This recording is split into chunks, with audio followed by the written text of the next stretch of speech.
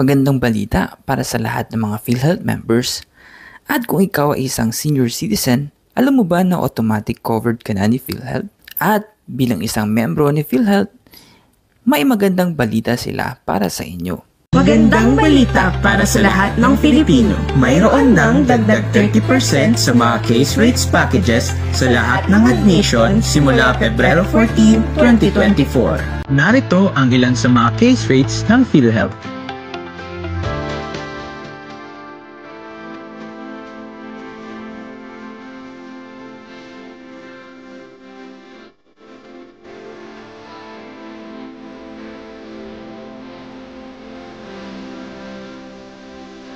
Patuloy ang PhilHealth sa pagpapalawig ng mga benepisyong pangkalusugan at marami pang ibang pinalawag at bagong benepisyo na dapat abangan. Ito'y isang patunay na nakikinig at tumutugon ng PhilHealth sa anumang hamon na kinakaharap natin pagdating sa kalusugan at handang ipadama sa bawat Filipino ang benepisyong PhilHealth sa oras ng pangangailangan.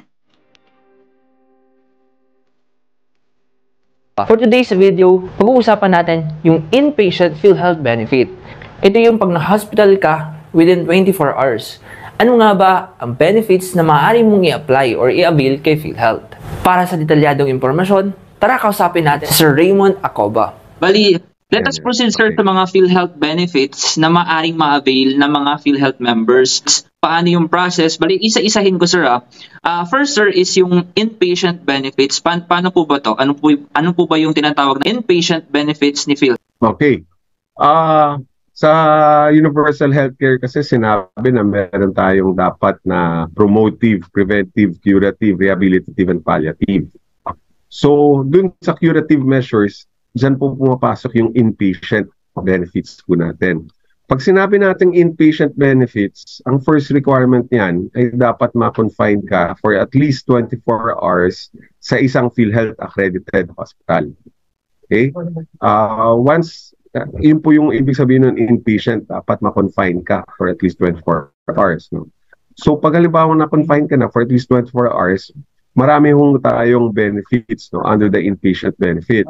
Yun po yung all case rates natin na tinatawag natin. All case rates kasi fixed na po or predetermined na yung PhilHealth benefit package na matatanggap ng isang member. So halimbawa na hospitalized po yung isang senior citizen because of pneumonia, madalas naman po yan. At yung pneumonia niya is moderate risk, ang package niyan is 15,000 pesos. Halimbawa naman na-confine siya pneumonia rin pero high risk. And that is 32,000 pesos. Halimbawa po, hypertension na confine siya. Ang ating package rate dyan is 9,000 pesos. Kung dengue fever naman po na hospitalize siya, meron tayong dengue severe at 16,000 pesos. So ito pong mga benefits ito, tawag natin dyan, all case rate packages. Yung ating all case rate packages, we have around more or less 8,000 cases covered by PhilHealth. And kung gustong malaman ng ating mga senior citizens kung ano po yung mga all case rate packages natin, meron po tayong website. Check niyo po yung PhilHealth ACR, all case rate. Lagay niyo lang po kung anong type of sakit or illness meron gusto nilang alamin kung magkano, lalabas po doon. Bali, yung nabanggit niyo sir na benefit, hindi lang naman to exclusive for senior citizens or para sa lahat ng members na to ni PhilHealth? Yeah. Yes, Kin. Yun po yung kagandahan sa PhilHealth, no? Yung unified benefit schedule, yung ating benepisyo, mayaman ka man, mahirap, direct contributor ka man or indirect contributor, pantay-pantay po yung ating benepisyo rito sa PhilHealth. Okay.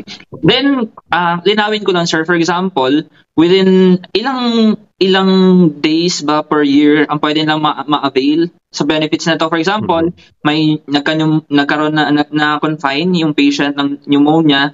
Let us say, di ba nabanggit nyo kanina, up to 32,000 ang pwede ma-avail. So, January siya kunwari na confine. Then, let us say November, the same year, makakapag-avail pa po ba siya ulit ng another 32,000 if ever na-confine siya due to pneumonia? Same case. Same case, Yes, sir, same same case. illness, Opo. pneumonia pa rin. Opo. Opo. In your example, yes, makaka-avail po siya ng panibagong benefit rate. Kasi wala pong single period of confinement. Yung single period of confinement, Kim, yun po yung rule na dapat iba ho within 90 days, no? So that's 3 months. So halimbawa, January siya na-confine, tapos ang sakit niya ay pneumonia. Pagpasok ng February, na kasakit siya uli, same case uli, pneumonia. In that case, hindi siya makaka-avail ng PhilHealth benefit package na under pneumonia. Bakit? Kasi hindi lumampas ng 90 days, no? Kailangan lumampas ng 90 days. Again, bakit magtatanong ka uli? Bakit ganon? Kasi ang ibig sabihin nun, hindi po dekalidad o hindi po quality yung nakuha niyang pagpapagamot during the time of confinement nung buwan po ng January. Kasi the whole point nga, kaya nga po siya na-confine for the January at nagpa-hospitalize, ay dapat gumaling. Tapos nga, pagpasok ng February, pneumonia ulit. Ibig sabihin, hindi maganda yung pagbibigay sa kanya. Kaya yun po yung period na single period of confinement na tinatawag po 90 natin. days. Opo. Pero yung sinabi mo kanina, Kim, Pasok siya. yung January na hospitalize siya, tapos November, same year na hospitalize muli siya pero same illness, well, in that case, makaka-avail po siya ng panibagong benefit package. Since lumagpas na, sir, yung 90 days. Lampas-lampas na ng 90 Yes, days nga yun, po. sobra-sobra pa. So okay guys, ngayon papakita ko naman sa inyo paano makikita or ma-check yung tinatawag na all rates cases or all rates packages ni PhilHealth. Kung saan malalaman mo dito sa app na to kung magkano or kung sa hanggang sa magkano ang sasagutin ni PhilHealth. So first guys, i-open lamang ang Play Store or Google Play sa inyong mga cellphone. Then i-search ang PhilHealth ACR search. Then click install. Tapos, try natin mag-open. Ayan, yan yung lalabas. Then, isi-search lang natin dito sa description yung type of sickness or description of sickness. So, sample natin COVID-19. So, ayan, may lalabas na 13 na options. Pagkatapos nyan, try natin to. So, ayan, yan yung total na avail or pwedeng gamitin or maximum amount na pwedeng i-avail kay PhilHealth pag ikaw ay nagkasakit ng COVID-19 under that category.